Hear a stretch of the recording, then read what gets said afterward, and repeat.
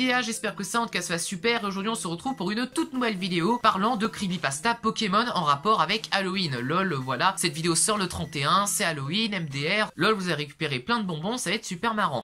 Et du coup aujourd'hui je vous propose, comme je viens de vous le dire à l'instant, de découvrir deux creepypasta Pokémon. Alors des creepypasta, on va voir qu'ils sont parfois assez marrantes, un petit peu marrantes, rigolotes et de ça. Sauf qu'il y en a certaines qui sont littéralement un petit peu plus sérieuses et qui ont littéralement une morale. Alors ce que je vous propose, c'est installez-vous avec votre magnifique paquet de bonbons là que vous avez été récolté dans la rue. Installez-vous confortablement, éteignez la lumière et regardez cette vidéo dans le noir. Et sur ce, c'est parti pour deux creepypasta Pokémon. Bon, ce n'est pas dans mon habitude de m'intéresser à ce genre d'histoire, donc certaines parties risquent d'être un petit peu flou, donc c'était juste pour vous prévenir. Commençons par la première acrome nommée Pokémon Noir. Alors, ce n'est pas ce Pokémon Noir, là non. Là, c'est une acrome extraite d'une creepypasta postée le 15 novembre 2010. Dans celle-ci, il y racontait l'histoire d'une personne collectionnant les acromes sur les marchés aux puces, qui un jour avait trouvé, il y a 5 ans, une cartouche que personne ne mentionnait, à savoir ce fameux Pokémon Noir. Bon, là, rien d'anormal, sauf quand il lance le jeu pour la toute première fois. Il remarque que les Pokémon habituels qui apparaissent sur l'écran titre sont tout simplement absents. De plus, quand on choisit notre starter au début du jeu, l'on remarque qu'un autre Pokémon se trouve dans notre équipe, nommé Ghost, et possédant une seule attaque, Malédiction. Et c'est à ce moment-là que le jeu commence à devenir bizarre. Tout d'abord, l'attaque Malédiction, qui est illimitée, peut être utilisée sur les Pokémon, ce qui les fera disparaître pour toujours, mais aussi sur les dresseurs, ce qui aura pour effet de les tuer et de les remplacer par des pierres tombales. Ah bah là, on est dans une de ces ambiances, c'est magnifique. Mais le pire, je crois, dans cette creepypasta, c'est la fin. Alors, je l'ai pas terminé le jeu, puisque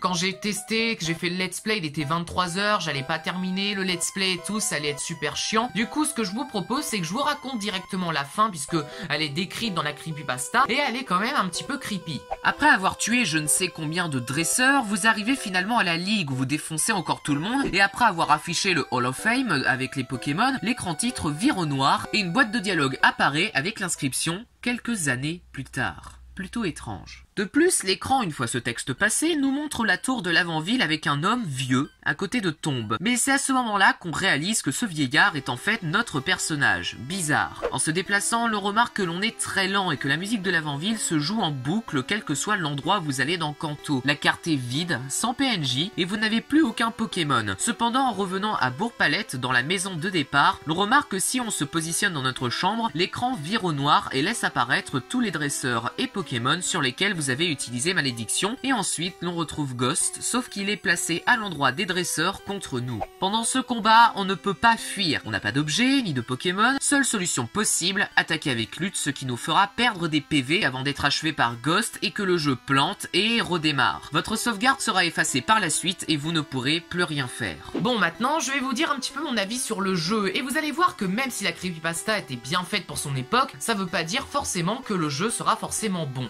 Alors pour le jeu, étant donné que la creepypasta est plutôt connue et vieille, je ne pense pas que c'est un jeu juste là pour avoir une version jouable d'une histoire. Donc je pense que c'est plutôt un bon jeu car il retranscrit bien l'histoire originale, mais que ce n'est pas non plus un jeu excellent du fait qu'il s'inspire d'une creepypasta un peu vieille et qui a fait son temps. Bon, maintenant qu'on en a terminé avec la première génération, partons sur la seconde génération avec un hack toujours creepy, hein, je vous rassure là-dessus, et qui est Pokémon Lost Silver. Alors là, on est sur une creepypasta qui s'éloigne un petit peu du scénario principal des jeux, sorti le 15 novembre 2010, bah dites donc ils étaient chauds ce jour-là. Hein. Pokémon Lost Silver est très vite adapté en jeu vidéo, s'inspirant toujours du scénario principal. Dans ce scénario, il est raconté l'histoire d'une personne étudiante qui adore Pokémon Soul Silver, mais qui doit attendre pendant 2 semaines le temps que sa commande arrive chez lui. Les délais de livraison, bref, tu connais. Hein. Sauf que pendant ce temps, il va vouloir rejouer à sa version Silver, le temps que sa commande arrive. Sauf que sa mère a jeté toutes ses cartouches car ses piles étaient mortes. Énervé, il va donc acheter une version de Silver dans un cache express, mais ce qu'il ne sait pas, c'est qu'il vient d'acheter une acrome très creepy que je vais vous présenter. En premier, quand on démarre le jeu, le logo de Game Freak apparaît, mais bizarrement sans écran titre, car le jeu nous place directement dans cette salle inspirée de la tour Chétiflore. L'on remarque très vite alors que notre seule solution est de rentrer dans ce pilier du bâtiment et donc mourir. Ouais, bah en même temps, vous voulez vous attendre à quoi? C'est une creepypasta creepypasta. Bref, ensuite on est plongé dans une ambiance obscure avec la musique des Arbis de la tour radio qui se joue, et c'est à ce moment, en voulant voir si un Pokémon connaissait Flash dans mon équipe, que j'ai remarqué que mon équipe était au complet avec 5 Arbis disposés pour former un mot qui est le mot Leave, qui veut dire fuite si vous êtes une bite en anglais, mais aussi d'un Hérissandre avec un PV qui se nomme Hurry, ce qui veut dire vite. J'ai aussi remarqué à ce moment-là que ce petit Hérissandre possédait Flash, alors je l'ai utilisé dans la pièce et vous allez voir que ce qu'on va découvrir est quand même très étrange. En utilisant Flash, on remarque que l'on est dans une pièce rouge avec au bout un grand couloir avec un panneau qui nous propose de revenir en arrière. Faites oui, vous verrez une boîte de dialogue s'afficher avec l'inscription Hurry et KO. Vous vous retrouvez par la suite dans un cimetière avec la musique de la Pokéflûte se jouant en fond, mais après quelques minutes, la musique se stoppe avec une transition de notre personnage utilisant une corde de sortie vers le bas. Après cette animation, vous vous retrouvez dans un bâtiment rouge. Après un long couloir et des personnages un petit peu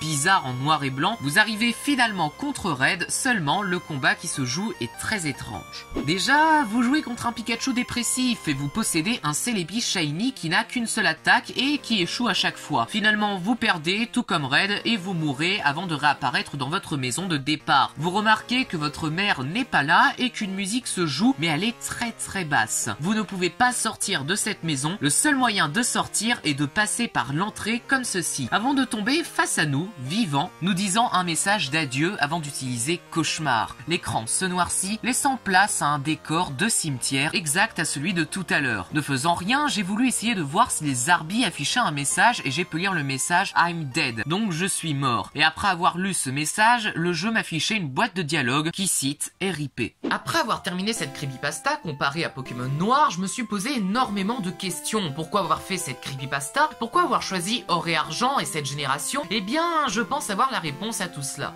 En fait, dans la creepypasta, il est expliqué que Gold, personnage ayant battu Red, doit forcément un jour mourir avec le temps. Mais là où Red reste toujours en vie, car il est dans l'histoire de Pokémon et dans le cœur des joueurs, mais Gold lui reste dans l'ombre. Pourtant, il a battu Red, mais il est tout aussi oublié. Il est donc condamné à sa mort et à être oublié, et c'est ce que le jeu et la creepypasta veut nous faire comprendre.